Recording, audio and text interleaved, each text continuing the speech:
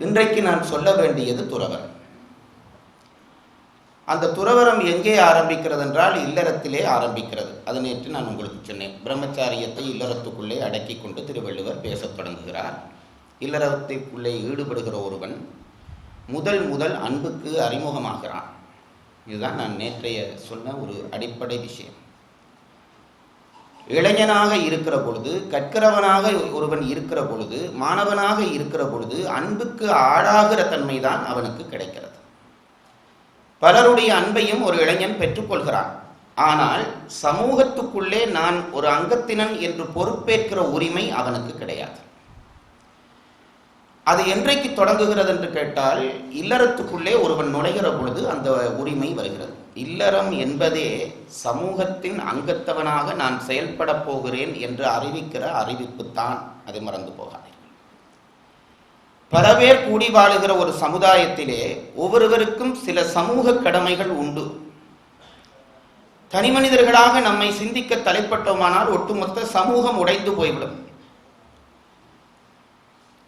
நான் மனவருத்தத்தோடு சொல்கிற ஒரு செய்தி, யாழ்ப்பாணத்தவர்களுக்கு இருந்த ஒரு பலம் பலகீனம் என்னவென்று கேட்டால், என்னுடைய கருத்து, நாங்கள் தனி மனிதர்களாக ரொம்ப பலப்பட்டவர்கள், சமூகமாக ரொம்ப பலகீனப்பட்டவர்கள். இது நாம் செய்த ஒரு பெரிய தவறு. இதுவே மறுதலையாக இருந்திருந்தால் உருப்பட்டிருப்போம். தனி மனிதர்களாக, தனி குடும்பங்களாக நாங்கள் ரொம்ப பலசாலிகள். கிட்டத்தட்ட 25 ஆண்டுகள் ஒரு யுத்தம் நடந்திருக்கிறது. யுத்தம் என்றால் அப்படி இப்படிப்பட்ட யுத்தம் அல்ல, மிக கடும் யுத்தம் நடந்திருக்கிறது. ஆனால் யாழ்ப்பாணத்திலே கல்வி நிலை வீழ்ச்சியடையவில்லை, ஒழுக்க நிலை வீழ்ச்சியடையவில்லை. காரணம் சமூகம் அல்ல, தனி குடும்பத்திலே இருந்த கட்டுப்பாடு. எத்தனை இழப்புகளுக்கு மத்தியிலேயும் நாம் தனிவாழ்விலே தோற்று போகவில்லை. ஆனால் அந்த தனிவாழ்விலே இருந்த அதீத அக்கறை நம்மை சமூக வாழ்க்கையிலே தோற்க பண்ணிவிட்டது. அதனால்தான் நம் மண்ணிலே எந்த எதிரியும் கைவீசி நடந்தான். தடுப்பார் எவரும் இல்லாமல், கேட்பார் எவரும் இல்லாமல் வந்த எதிரி அத்தனை பேரும் கைவீசி நடந்தார்கள். அதான் ஔவையார் சொன்ன ஒரு பாடல் இருக்கிறது. பத்தாவுக்கேற்ற பதிவிரதையாமாகில் எத்தாலும் கூடி வாழலாம். ஔவையார் ஒரு ஊருக்கு போகிறார். உங்களுக்கு தெரிந்த பல பேருக்கு தெரிந்திருக்கும். ஔவையார் ஒரு ஊருக்கு போகிறார். போகிற நேரம் விடிகாலை நேரம். ஒரு குளத்தங்கரையில் போய் நான் நினைக்கிறேன் 12 மணிக்கு முகங்கழுவி வைப்பார் போல் இருக்கிறது. அந்த நேரம் ஒரு குடியானவன் வந்தான். ஔவையை கண்டதும் அவன் ஔவை பக்கம் திரும்பவே இல்லை. வழக்கமாக ஒரு ஆடவன் என்றால் ஊருக்கு புதிதாக ஒருவர் வந்திருந்தால், வாருங்கள் நீங்கள் யார் என்று கேட்க வேண்டும். இது சம்பிரதாயம், பண்பாடு. இவனோ ஔவையை திரும்பியே பார்க்கிறான் இல்லை. ஏனென்றால் கேட்கக்கூடிய நிலைமையிலே அவன் வீடு இல்லை. தவிர்த்து மெல்ல தான் தனித்து போய்விடலாம் என்று நினைக்கிறான். ஔவைக்கு இதுவே ஒரு புதினமாக இருக்கிறது. என்ன, இவன் ஒரு ஆடவன், நான் ஒரு வயது மூதாட்டி, இவன் என்னை பார்த்து எதை என்று விசாரிக்க வேண்டாமா? இது ஒரு சமூகம் இல்லையா என்று ஒரு கவலை வருகிறது.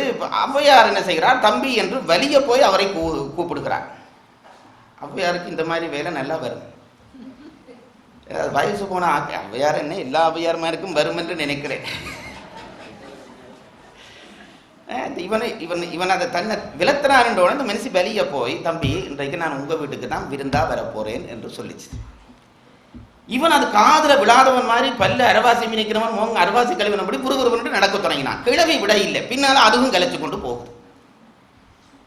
இவனுமோ திரும்பி திரும்பி பார்க்கறான். கிழவி வந்து கொண்டே இருக்குது. நானே 8 ஒழுங்குகளாலையும் இறங்கி இருப்பான். மனுஷி விட இல்லை, பின்னுக்கு போயிட்டுது. வீட்டு வாசலுக்கு வந்தாச்சு. இப்ப இவன் பார்த்தான், இனி தப்புறத்துக்கு வழி இல்லை. கிழவிட்ட சொன்னான், அச்சி கொஞ்சம் இப்படி இருங்கோ, நான் உள்ளுக்கு போய் என் அவட்ட சொல்லி எல்லாம் ரெடி பண்ணி போட்டு பிறகு வந்து உங்களை கூட்டிக் கொண்டு போகிறேன் இந்த வாசல் திண்ணையில இருத்தி கதவை பூட்டிட்டு உள்ளுக்கு போனான். இப்படி யாரும் போனாலே நீங்க கொஞ்சம் கவனமா இருக்கிறது நல்லது. இவன் உள்ளுக்கு போனா அங்க மனசு இருக்குது. அது நான் நேற்று சொன்னது போல வல்லினம். அது உட்கார்ந்து இருக்கிறது. அது விருந்தென்ற பேச்சு அதோட பேச முடியாதுன்று இவனுக்கு தெரியும். ஔவையார் ரொம்ப அழகா இந்த காட்சி, இதை நான் கற்பனை பண்ணி சொல்றதா நினைக்காதீர்கள். ஔவையார் எல்லாம் குறிப்பு தந்துட்டு போயிருக்கிறார், பாட்டிலேயே தந்து விட்டு போயிருக்கிறார். இவன் போனவன் உள்ளே இருந்து இந்த மனைவியை பார்த்து அவள் நாடியை பிடித்து, என்ன இன்றைக்கு உன் முகம் கொஞ்சம் சோர்வாக இருக்கிறது, இந்த டெக்னிக் எல்லாம் தெரிஞ்சிருக்க வேண்டும். நாடியை பிடித்து இன்னும் முகம் கொஞ்சம் சோர்வாக இருக்கிறது, காலையில் எழும்பி நீ என்ன தலை கூட சீவையில் போல இருக்க, கொண்டா சீப்பேன் என்று சொல்லி இவனா பின்னுக்கு உட்கார்ந்துருந்து தலை இழுக்கிறான். இருந்து முகத்தை பார்த்து என்ன உத்தரவு ஃபேஷியல் பண்ணையில் போல இருக்கு, அதுகளெல்லாம் கொஞ்சம் அப்படி அப்படியே எல்லாம் டச்சப் பண்ணி தலையை இழுத்து அப்படி இழுக்கிற பொழுது இந்த சொல்லு பாருங்க, எனக்கு போனதில் ஒரு 5 வருஷத்துக்கு முதல்ல இந்த சொல்லே தெரியாது. இப்போ இது தெரியாத ஆட்கள் இல்லை இந்த சொல்லு, அது ரொம்ப சந்தோஷம். இப்போ தலையை இழுத்து அப்படி இழுக்கிற பொழுது அவர் அதை கூட சொல்றா, இழுக்கிற பொழுது பேனும் ஈருமா வருதான், அவ்வளவு லட்சுமிகரமான பொம்பளை. இவன் அதையும் எடுத்து குத்துறான், பேன் ஈர் அப்படி குத்தி குத்தி குத்தி. ஏனென்றால் அந்த விருந்து வந்த செய்தியை சொல்றதுக்கு இவ்வளவு தயார் பண்ண வேண்டி இருக்கிறது.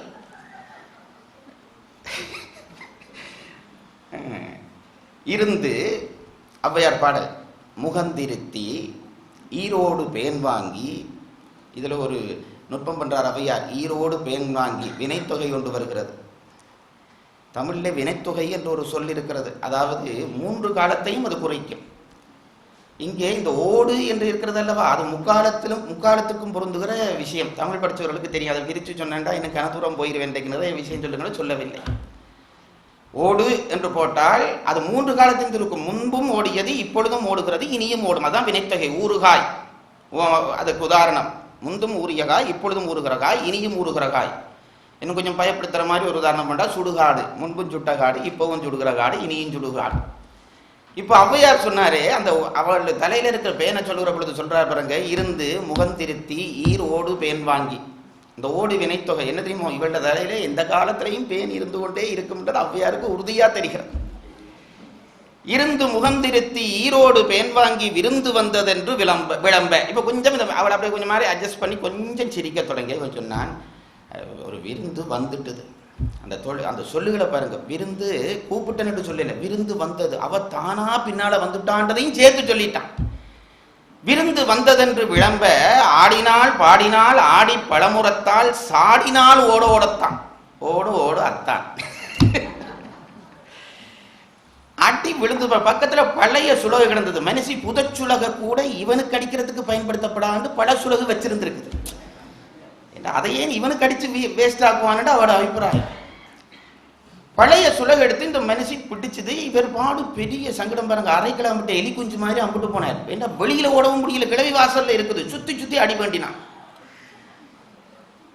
ஓட ஓடத்தான் அடி வாங்கினான். வாங்கிட்டு சொல்லிச்சு மனசி, இனிமேல் இந்த சேட்டை வச்சு கொள்ளப்படாது, இன்றைக்கு மட்டும் வேணும்ட்டா உள்ள வர சொல்ல சாப்பாடு போடுறேன். இவன் ஒரு மாதிரி தலைகளையெல்லாம் அட்ஜஸ்ட் பண்ணி, நான் நினைக்கிறேன் அவ்வளோ வெளியில இருந்து இது கதை ஓட்டிக்கலால பார்த்துட்டுது. கிழவி மேல வீட்டில் வச்சுக்கொண்டு வேலை செய்யறது ரொம்ப கவனம். அது தெரியாத மாதிரி இருந்து கொண்டு எல்லாம் தெரிஞ்சு வச்சிருக்குங்க.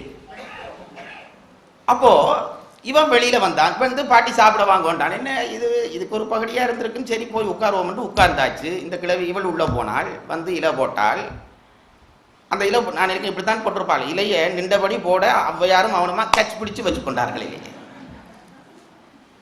பிறகு புள்ளுக்கு போய் சோறு கொண்டாள், சோறு போட்டாள். ஒரு விதமான அன்பும் இல்லை, ஒரு விதமான அன்பும் இல்லை. சோறை கொண்டு வந்து ஒரு நாய்க்கு போடுற மாதிரி போடுறாள். அதானே ஔவையார், அது ஔவையார் தான் சொல்லுது பாருங்க, பிறர் நம்மை ஏவாமல் உண்பதுவே ஊன். மற்றவன் கல்லச்சு சோறு போடான்டா அப்ப சாப்பிடாத என்றாள் ஔவையார். எஞ்ஞான்றும் சாகாமல் கற்பதுவே கல்வி, பிறர் நம்மை ஏவாமல் உண்பதுவே ஊன். இந்த மனுஷன் இது அலட்சியமா சோறு போட்டு ஔவையார் அதையும் பொறுத்து கொண்டாள். பிறகு கடைசியா குழம்பு கொண்டு வந்தாள். குழம்பு கொண்டு வந்து அதை குனிஞ்சு விட வேண்டாமா, நின்றபடி இப்படி விட்டால் குழம்பு. அது நினைக்கிறேன் ஔவையாருக்கு நான் கிழக்கு தெரிஞ்சுட்டது போல இருக்கு. அதுக்கு மேல ஔவையாரால சகிக்க முடியவில்லை. காணக்கண் கூசுதே கண்ணு கையெடுக்க நானுதே மானொக்க வாய் திறக்க மாட்டாதே வீணுக்கண் என்பெல்லாம் பற்றி எரிகின்றது ஐயையோ அன்பிலால் இட்ட அமுது.